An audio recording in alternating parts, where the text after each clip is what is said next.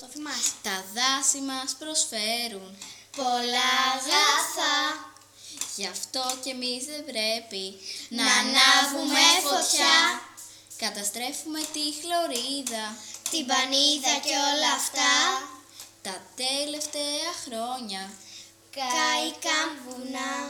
Η Μητός Πεντέλη Πάρνηθα, Και άλλα πολλά.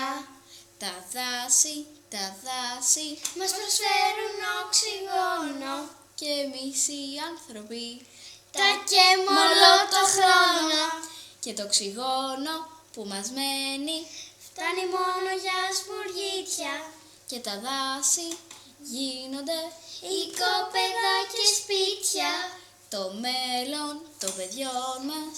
Εξαρτάται από εμάς. Γι' αυτό τα δάση προστατεύστε Από τον κίνδυνο της φωτιάς.